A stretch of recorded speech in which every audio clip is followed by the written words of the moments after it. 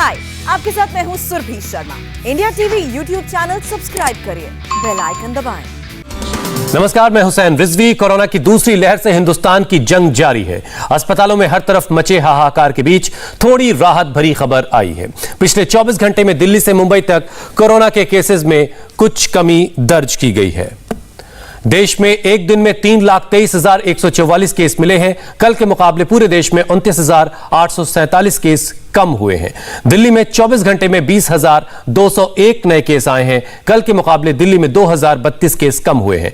सबसे राहत की खबर मुंबई से है, जो मुंबई कोरोना का सबसे बड़ा हॉटस्पॉट था। वहां पिछले 24 घंटे में 3,876 केस रिकॉर्ड हुए हैं, दर्ज हुए हैं। कोरोना केस में कमी दर्ज की गई है, लेकिन देश में लगातार छठे दिन केसेस 3 लाख के पार हैं। एक बार फिर आपको कोरोना का ऑल इंडिया मीटर बताते हैं। 24 घंटे में 3,23,144 केस मिले। एक दिन में देश में कोरोना से 2,771 मरीजों की जान चली गई। और अब आपको दिल्ली का हाल बताते हैं। धीरे धीरे ही सही, लेकिन दिल्ली धीरे धीरे कोरोना की रफ्तार से, जिस रफ्तार से कोरोना दिल्ली में बढ़ रहा था, उसमें थोड़ी कमी आ रही। बीते 24 घंटे में दिल्ली में 20,201 नए मरीज मिले हैं और इस दौरान 380 कोरोना मरीजों की जान चली गई है। मरने वालों का आंकड़ा अभी भी काफी ज्यादा है। दिल्ली में कोरोना का कहर धीरे धीरे कैसे कम हो रहा है, एक ग्राफ के जरिए हम आपको समझाते हैं। आप ये देखिए, 20 अप्रैल से लेकर के ये 26 अप्रैल का पूरा डेटा आपके सामने है। 19 अप्रैल को 23,686 केस थे। 20 अप्रैल को बढ़कर 28,395 केस हो गए। 21 अप्रैल को 24,638, थोड़े से कम हुए। 22 अप्रैल को फिर बढ़ा, 26,169 केस हो गए। और 23 अप्रैल को 24,331, 25 अप्रैल को 22,933 और 26 अप्रैल को 20,201 केस। आप देखेंगे तो केस धीरे धीरे आगे की तरफ कम होता जा रहा है और ये राहत की खबर है दिल्ली के लिए। महाराष्ट्र देश में कोरोना का सबसे बड़ा एपिसेंटर है, लेकिन महाराष्ट्र से भी आज राहत भरी खबर आई है। पिछले 24 घंटे में पूरे महाराष्ट्र में 17,491 केस कम हो गए हैं। ये एक बड़ी राहत भरी खबर है, क्योंकि अस्पतालों में बेड की कमी है, आईसीयू बेड की कमी है, वेंटिलेटर्स की कमी है। ऐसे में मरीजों की तादाद घटना एक राहत भरी खबर है। पूरे महाराष्ट्र का कोरोना ग्राफ आपको दिखाते हैं। एक दिन में 48,700 नए केस सामने आए। 524 मरीजों की पूरे महाराष्ट्र में जान गई। लेकिन पिछले कई दिनों से 60,000 से ऊपर केस रह रहे थे, वो घटकर अब 48,700 पर आ गए हैं। मुंबई में लगातार कोरोना के केस भी कम होते दिख रहे हैं। पिछले 24 घंटे में मुंबई में 3,876 केस मिले, जबकि 70 लोगों ने दम तोड़ा है। हालांकि एक भी मरीज की जान नहीं जानी चाहिए। मुंबई में बीते 3 दिनों में कोरोना का ग्राफ लगातार गिर रहा है। इन 3 दिनों में मुंबई के अंदर 7,000 से कम कोरोना के नए केस सामने आए। 4 अप्रैल को मुंबई में 11,163 पॉजिटिव केस दर्ज हुए थे। 18 अप्रैल को घटकर 8,400 हो गए। बीते शनिवार को यह आंकड़ा और कम होकर 5,888 पर आ गया। रविवार को और कम हुआ, 5,542 पर आया, जबकि पिछले 24 घंटे में 3,876 कोरोना के केस मिले हैं। यानी अप्रैल के महीने की शुरुआत के मुकाबले अब मुंबई में तकरीबन 50% कम मामले देखने को मिल रहे हैं। महाराष्ट्र के पुणे में पिछले 24 घंटे में कोरोना के 6,046 मामले सामने आए, जबकि 151 मरीजों की जान गई है। अब नागपुर का हाल आपको दिखाते हैं। महाराष्ट्र के नागपुर में पिछले 24 घंटे में 5,852 नए केस रिपोर्ट हुए हैं और 89 मरीजों की जान गई है। अब जरा उत्तर प्रदेश की बात कर लेते हैं। उत्तर प्रदेश में भी कोरोना बेकाबू होता नजर आ रहा था। 33,574 नए केस मिले हैं। 24 घंटे के अंदर 249 मरीजों की जान गई। यानी उत्तर प्रदेश में केस की जो रफ्तार है वो थमने का नाम नहीं ले रही है। मध्य प्रदेश में क्या हाल है वो भी आपको बताते हैं। पिछले 24 घंटे में मध्य प्रदेश में 12,686 नए केस मिले हैं और इस दौरान 88 मरीजों की जान गई है। ऑक्सीजन संकट से जूझ रहे राज्यों के लिए भी राहत भरी खबर है। देश के 3 राज्यों में युद्ध स्तर पर ऑक्सीजन की सप्लाई की जा रही है। आज सुबह दिल्ली के कैंट रेलवे स्टेशन पर 4 बड़े कंटेनर लेकर ऑक्सीजन एक्सप्रेस पहुंची है। बोकारो से मध्य प्रदेश के लिए भी ऑक्सीजन एक्सप्रेस रवाना हो गई है। राजस्थान में भी ऑक्सीजन की सप्लाई सिक्योर करने के लिए एयरफोर्स ने 2 क्रायोजेनिक ऑक्सीजन टैंकर को एयरलिफ्ट करके जामनगर पहुंचाया है। ये क्रायोजेनिक ऑक्सीजन कंटेनर्स जयपुर से जामनगर लाए गए हैं। दिल्ली के लिए टैंकर्स लेकर ऑक्सीजन एक्सप्रेस आज सुबह 4 बजे दिल्ली कैंट पहुंची है। छत्तीसगढ़ के रायगढ़ से ये ट्रेन चली है। जिस पर ऑक्सीजन के टैंकर लदे हुए हैं और इनके जरिए दिल्ली के अलग अलग अस्पतालों की जो ज़रूरतें हैं ऑक्सीजन की वो पूरी की जाएंगी और उम्मीद की जा रही है कि इतनी ऑक्सीजन से राजधानी दिल्ली को कुछ वक्त तक के लिए ऑक्सीजन के संकट से उबारने में काफ़ी मदद मिलेगी। मध्य प्रदेश के लिए ऑक्सीजन ले जा रही एक्सप्रेस आज सुबह 6 बजे बोकारो से रवाना हुई। इस ऑक्सीजन एक्सप्रेस में ऑक्सीजन के 6 टैंकर मध्य प्रदेश पहुंचेंगे। आज रात तक ऑक्सीजन के 2 टैंकर जबलपुर पहुंच जाएंगे और कल सुबह तक ऑक्सीजन के 4 टैंकर मंडीदीप पहुंच जाएंगे। तो तमाम जो मुश्किलें हैं उनसे उबरते हुए हालात को धीरे धीरे बेहतर करने की कोशिश लगातार की जा रही है। हमारे साथ डॉक्टर सुशील कुमार अग्रवाल हैं, associate professor BHU medical college से, और डॉक्टर इंद्रनील बसु रे कार्डियोलॉजिस्ट हैं, वह आप अमेरिका से हमारे साथ जुड़ रहे हैं। सबसे पहले हम हिंदुस्तान के हालात समझ लेते हैं, फिर डॉक्टर इंद्रनील के पास चलेंगे, उनसे समझेंगे कि आखिर अमेरिका में हालात को उन्होंने कैसे कंट्रोल किया है। डॉक्टर सुशील, पहले तो आप बताएं कि इस वक्त खासतौर से बीएचयू में, और अगर आप बनारस के हालात के बारे में बता पाए तो बीएचयू में इस वक्त स्थिति कैसी है, पूरे बनारस के क्या हालात हैं? पूरे यूपी में अगर बात की जाए तो पर डे 30,000 से ज़्यादा केस अभी यूपी में आ रहे हैं और बनारस में भी तकरीबन 2 से 2,500 के बीच में पर डे केस आ रहे हैं और तकरीबन रोज़ का जो मौत का आंकड़ा है वो पूरे यूपी में अराउंड 300 के आसपास है।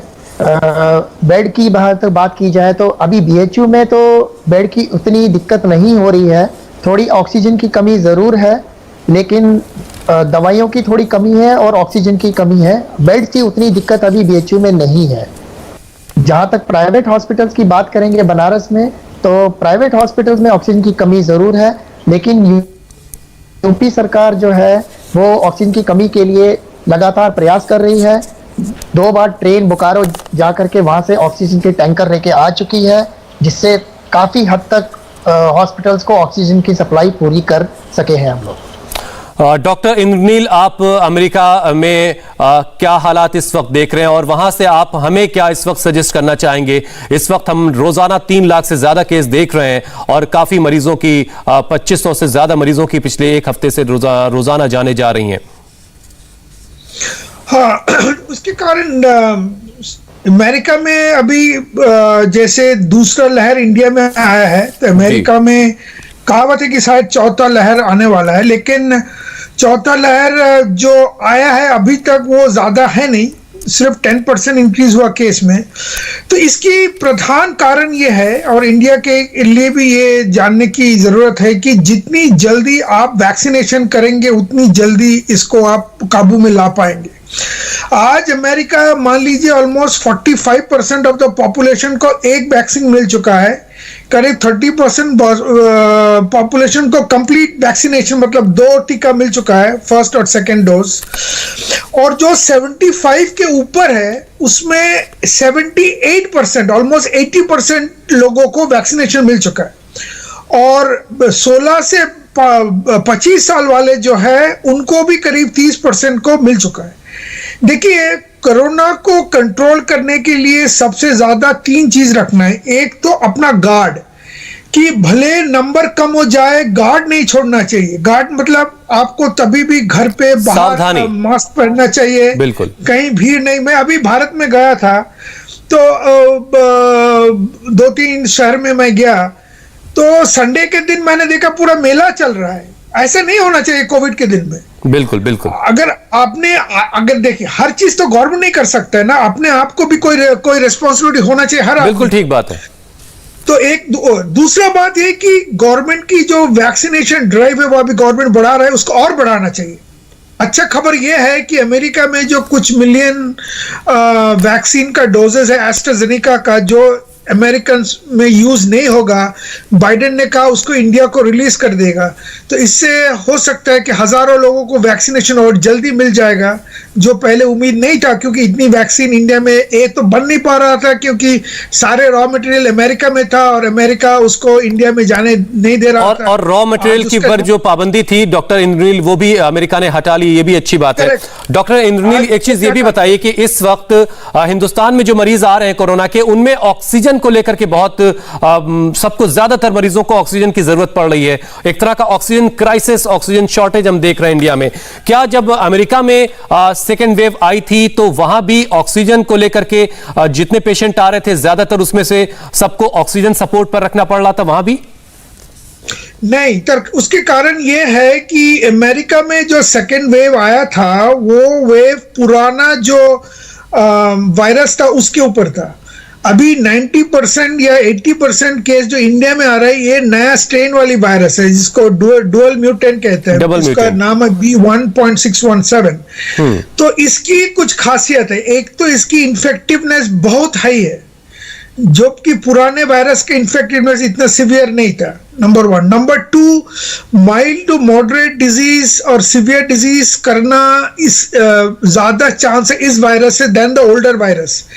इसीलिए हो सकता है कि कम टाइम में एक तो ज्यादा इन्फेक्टिव है, दूसरा है कि कुछ स्टडीज में देखा गया है, जैसे मान लीजिए आपको नेजल टेस्ट आप पीसीआर का, पीसीआर नेगेटिव आ रहा है। क्यों? क्योंकि ये नया जो स्टेन है ये लंग्स के अंदर बहुत जल्दी घुस सकता है। तो हो सकता है आपका थ्रोट या नोज में आपका पीसीआर नेगेटिव हो लेकिन आपका deep inside the lung virus, और इसीलिए बहुत सारे पेशेंट में आरटीपीसीआर नेगेटिव होने के बावजूद जब उनका एचआरसीटी किया जा रहा है तब जाके ये क्लियर हो रहा है कि कोरोना पॉजिटिव है वो पेशेंट। डॉक्टर सुशील, एक बात भी ये भी सही है, ये भी बोलना बहुत जरूरत है कि कैसे आरटीपीसीआर करते हैं उसमें भी प्रॉब्लम। बहुत से लोग जो स्वाब लेते हैं वो स्वाब ठीक से नहीं ले पाते, उसके लिए भी नेगेटिव हो रहा है, लेकिन स्ट्रेन के कारण से भी नेगेटिव हो रहा है। बहुत सारे स्ट्रेन अभी देखा गया है जो थ्रोट में रहता ही नहीं है, एकदम डीप इनसाइड द लंग चले जाते हैं, वहां डैमेज करना शुरू कर देते हैं। डॉक्टर सुशील, एक बहुत अहम बात डॉक्टर इंद्रनील ने कही जो अमेरिका में बैठे हैं कि वैक्सीनेशन एक बहुत बड़ा हथियार है। आपने अब तक, आपका जो अनुभव है, जिन्होंने वैक्सीन का पहला डोज या दोनों डोज ले ली है, आपके सामने ऐसे कितने पेशेंट आए जो वैक्सीन ले चुके हैं उसके बाद भी कोरोना के शिकार हुए हैं? क्या ऐसे कुछ केसेस आपने देखे? हाँ बिल्कुल, वैक्सीन के बाद भी पेशेंट पॉजिटिव हो सकता है, पेशेंट को सिम्टम आ सकते हैं, लेकिन वो सिम्टम उतने सीवियर नहीं होंगे कि पेशेंट को हॉस्पिटलाइज करना पड़े या आईसीयू में भर्ती करना पड़े। इसलिए मैं सबसे ये रिक्वेस्ट करूंगा, जितने भी लोग आपके दर्शक हैं जो ये प्रोग्राम देख रहे हैं, कि प्लीज वैक्सीनेशन करवाइए। एक ही उपाय है कोरोना से बचने का, वो है वैक्सीनेशन।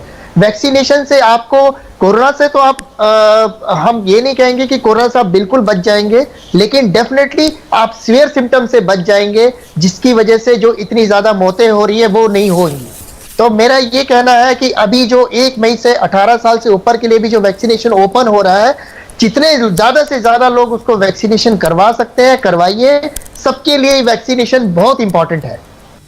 अगर हम चाहते हैं हिंदुस्तान में भी केसेस कम हो तो उसके लिए वैक्सीनेशन ही एक सबसे बड़ा हथियार है हमारे पास। डॉक्टर नील, मैं एक रिपोर्ट पढ़ रहा था, वो रिपोर्ट अमेरिका से ही आई है और उसके मुताबिक हिंदुस्तान में जो पीक है वो 15 मई तक आएगा और जो रोजाना जो मौत का आंकड़ा उस रिपोर्ट के आधार पर बताया जा रहा है वो भी काफी ज्यादा है। मैं वो लेना भी नहीं चाहता वो आंकड़ा अपने मुंह से, यहां से उसका ना वो नंबर्स नहीं बताना चाहता। तो आप वहां से क्या स्थिति देख रहे हैं? क्या चूंकि आज जो केस इंडिया में आए हैं वो कल के मुकाबले कम है, महाराष्ट्र में भी केस कम हुए हैं, मुंबई में भी केस कम हुए हैं, दिल्ली में भी केस कम हुए हैं, लेकिन आपके वहां से जो एक रिपोर्ट है वो ये कह रही कि मई तक पीक आएगा। तो अभी आप क्या देख रहे हैं? क्या इंडिया में केसेस अब धीरे धीरे कम होने की तरफ है या अभी वाकई पीक आना बाकी है? अभी बोलना थोड़ा मुश्किल है, क्योंकि एक चीज तो जान लीजिए, ये सारे जो रिपोर्ट है ये मैथमेटिकल मॉडलिंग के ऊपर होता है। और जब अमेरिका में भी ऐसा पीक आ रहा था, बहुत लोग मैथमेटिकल मॉडलिंग की, कुछ लोग ने कहा और मरेगा, कुछ लोग ने कहा कम मरेगा। तो मैथमेटिकल मॉडलिंग एक टेंटेटिव होता है, उसमें कोई प्रूफ नहीं है कि यही सही रहेगा। जैसे आप शायद उसी रिपोर्ट के कह रहे हैं कि एक एपिडेमियोलॉजिस्ट यूनिवर्सिटी ऑफ मिशिगन, उन्होंने कहा कि 8 से 10 लाख केसेस पर डे होगा। ये सारे मैथमेटिकल मॉडलिंग है। 90% टाइम कभी कभी ये सच होता है, बहुत सारे टाइम होते हैं कभी सच भी नहीं होता है। बिल्कुल, हम तो दुआ यही करेंगे कि ये सच ना हो।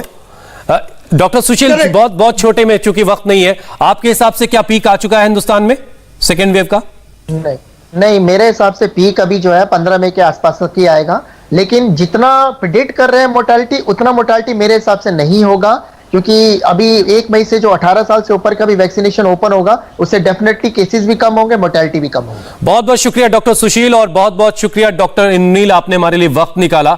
तो सबसे बड़ा कारगर हथियार है वैक्सीन, और वैक्सीनेशन को लेकर के 1 मई से एक बड़ा ड्राइव भी शुरू होने वाला है, जब 18 साल से ज्यादा के उम्र के सभी लोगों को वैक्सीनेट किया जाएगा, जिससे एक प्रिवेंटिव ये एक मेजर होगा, जिससे कोरोना अगर किसी को होता भी है तो वो जानलेवा नहीं होगा। फिलहाल वक्त एक ब्रेक का है, ब्रेक के बाद देखिए कोरोना संकट में कैसे मदद के लिए आगे आए मोदी के दोस्त। हाय, आई एम सुरभि शर्मा। खबरों से अपडेट रहने के लिए India TV YouTube channel subscribe करिए, साथ में बेल आइकन जरूर दबाएं। जुड़े रहें इंडिया टीवी के साथ।